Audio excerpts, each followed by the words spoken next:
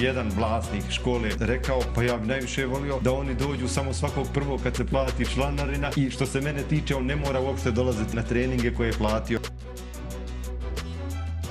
Onaj ko drži školu sporta, njemu je cilj da ima što je moguće veći broj djece i da što više te djece plati članarinu. Zbog svoje egzistencije ne želi da kaže da neko dijete nije za taj sport, da bi bilo možda bolje da ide negdje drugo i onda se dolazi u situaciju da su roditeljima pričaju priče koje oni žele da čuju. Da je dijete super talentovano, da s njim treba samo dodatno radi, da treba samo dodatni kondicijski trening, da bi bilo dobro da imamo individualni rad na tehnici, na taktici i da će on sigurno postati novi Novak Đoković, Jusuf Nurkić. Meni je čak jedne prilike jedan vlasnik škole rekao, pa ja bi najviše volio da oni dođu samo svakog prvog kad se plati članarina i što se mene tiče on ne mora uopšte dolaziti na treninge koje je platio mjesec dana. Iz perspektive razvoja djece to je vrlo jedan nekorektan pristup. Tu roditelji potroše jako puno vremena, financija u nadi da će sa određenim djetetom napraviti neki rezultat za koji jednostavno nema predispoziciju. I uvijek se treneri kriju iza talenta. Talent je neka sljedeća, da kažemo, faza. Predispozicija je ono što je osnova. Dakle, da li neko ima predispoziciju da bude u nečemu ili nema. Nakon toga ide talent, a tek onda možemo govoriti o radu koji treba predispoziciju i talent da uobliči u ono što mi nazivamo